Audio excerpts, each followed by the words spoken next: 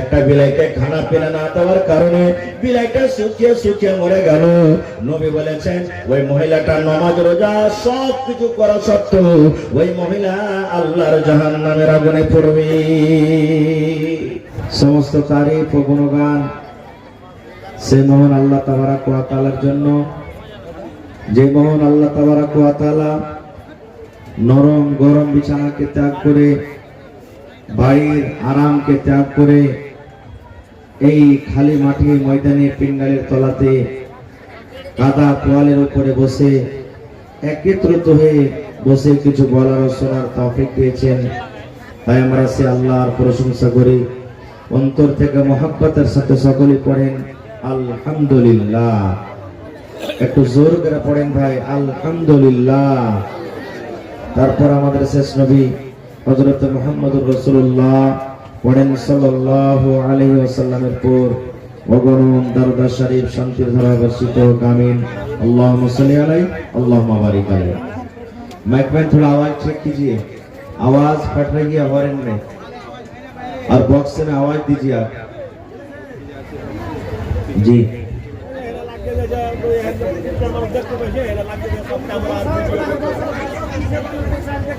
पीछे आवाज ऐसे ना, ये पीछे वाला बॉक्स दे दीजिए आप।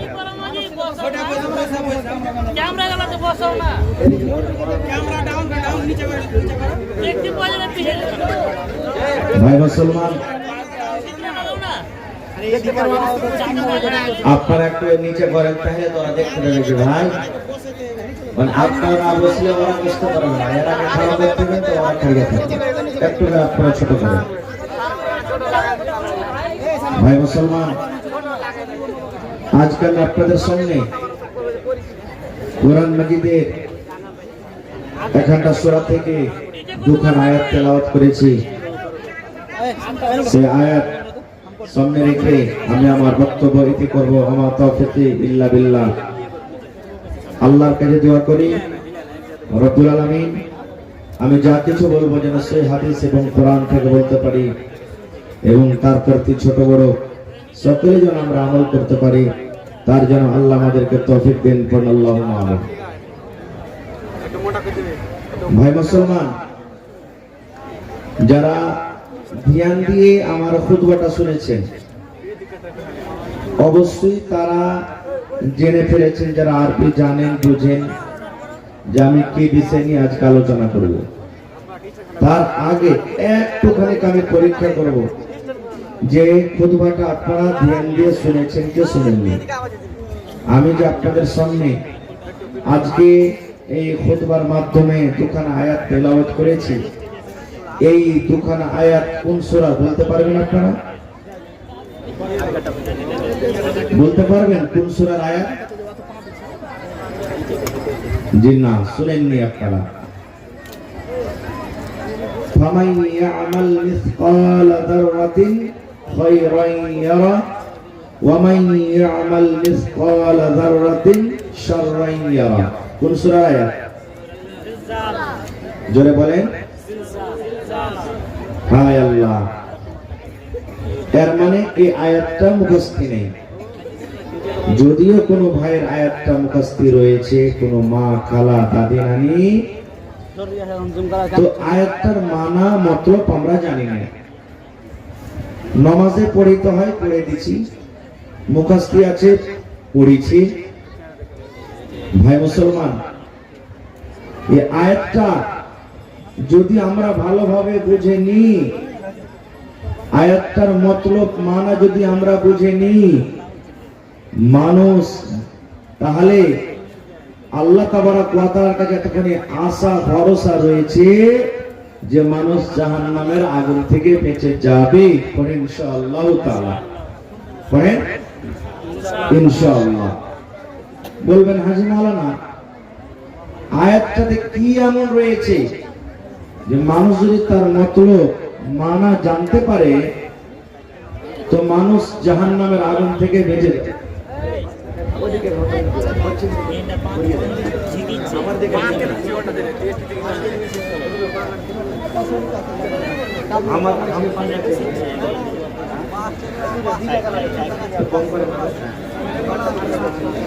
ভাই মুসলমান, প্রথমে আমি আয়াতটার তার্জুমা আপনাদের সামনে বলি, তারপরে এক দুটা উদাহরণ দেব। এখন মোটামুটি ধরেন এখানটা মোটরসাইকেল যদি আপনি কিনতে যান, স্প্লেন্ডার প্রো বা সুপার স্প্লেন্ডার, মোটামুটি লাখ টাকার কমে পাবেন না, নাকি? একটু কথা বলেন আমার সাথে, সামনে থেকে কথা বলেন। 1 লাখ টাকার কমে পাবেন ভাই? পাবেন না। এবার আপনি রাস্তা দিয়ে হাঁটছেন, গাড়িতে চড়ে যাচ্ছেন, যেতে যেতে যেতে হঠাৎ করে গাড়িতে কম নেই, গাড়ি পাংচার হয়ে গেল। যদি আপনার গাড়ি পাংচার হয়ে যায়,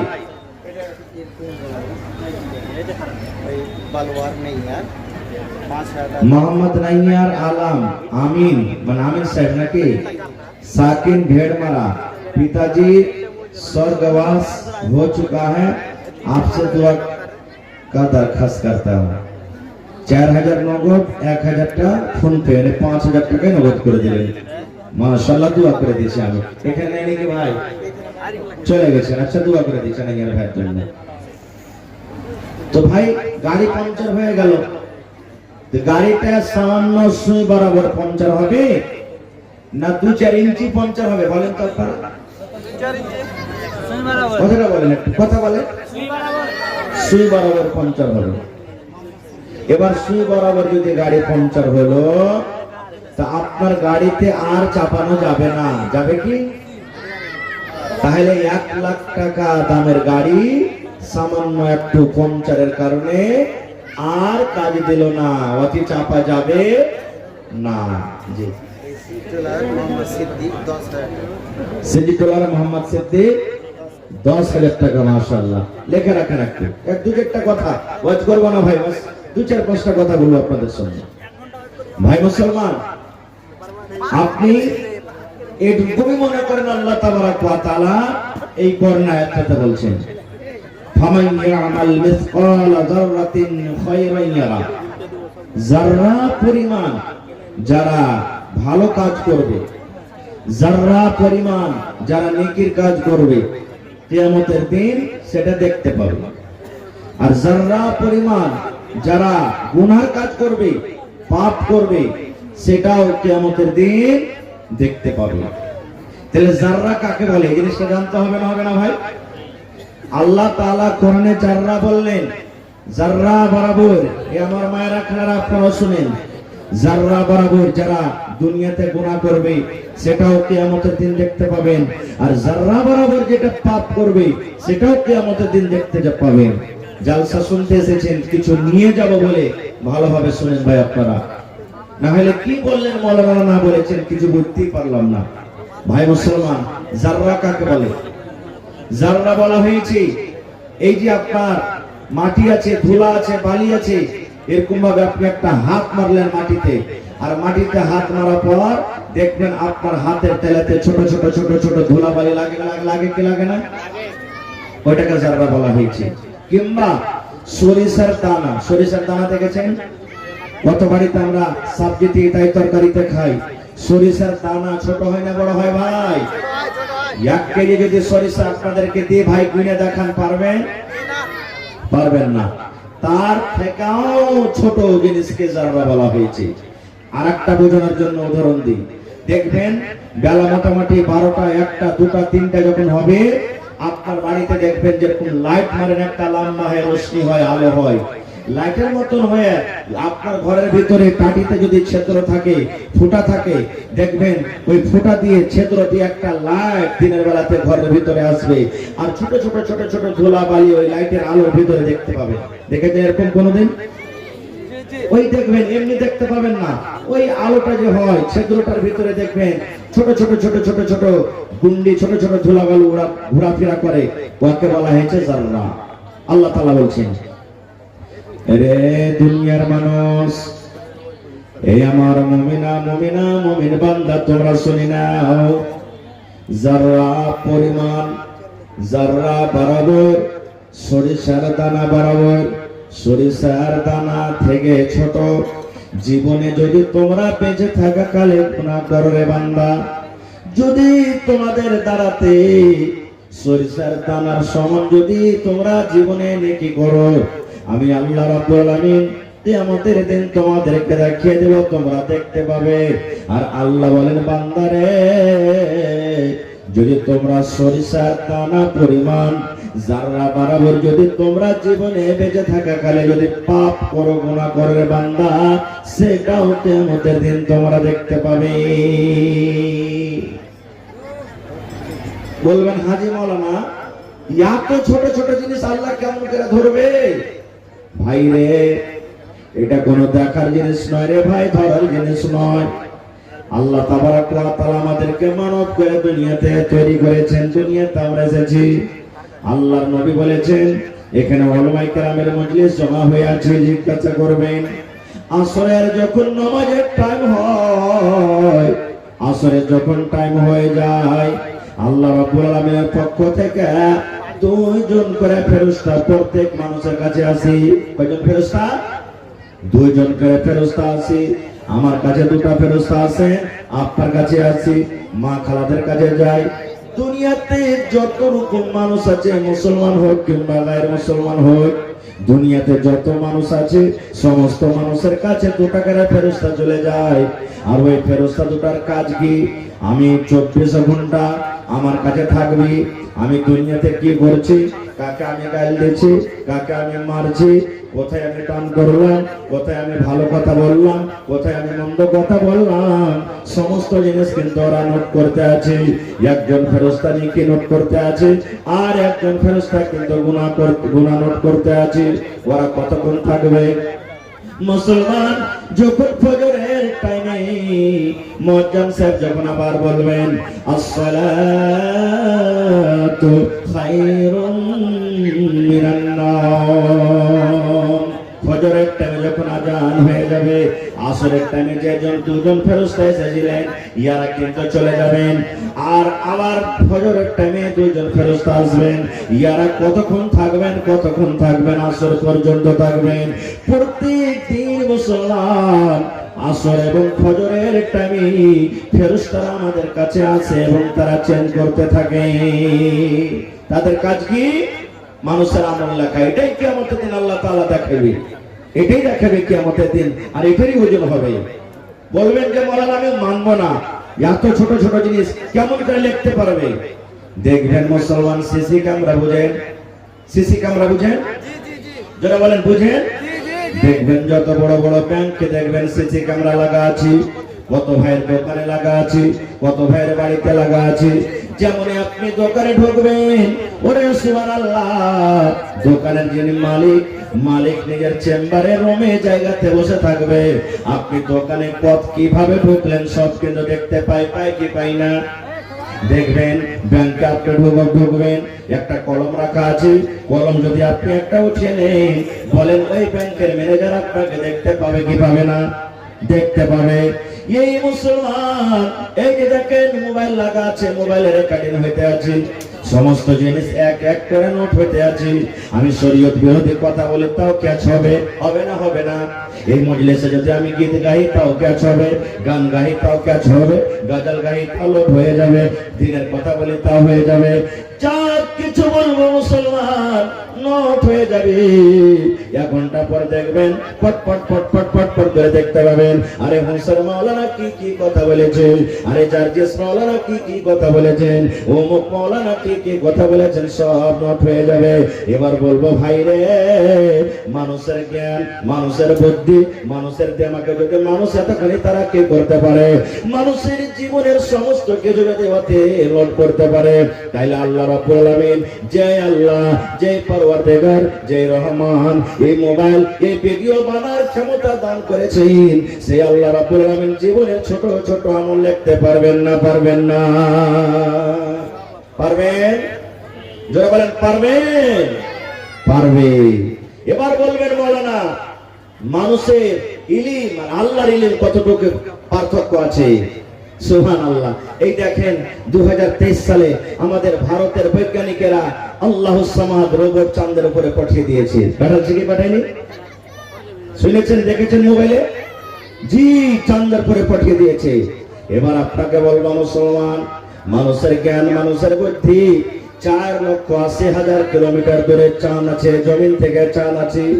4,80,000 কিলোমিটার দূরে যদি জমিন থেকে রিমোটের দ্বারাতে যদি ওই চাঁদের উপরে জাহাজকে পাঠিয়ে দিতে পারে, সুবহানাল্লাহ, তাহলে মুসলমান আল্লাহ রাব্বুল আমিন এত উঁচাতে যাকে এই ক্ষমতা দান করেছেন মানুষের দেওয়া দেমাকে যদি মানুষ চাঁদের উপরে যেতে পারে, মানুষের আল্লাহ তাবারাক ওয়া তাআলার দেওয়া বুদ্ধি থেকে যদি মানুষ চাঁদের উপরে যেতে পারে, আল্লাহ রাব্বুল আমিন কেন এই ছোট ছোট জিনিসকে লিখতে পারবেন না?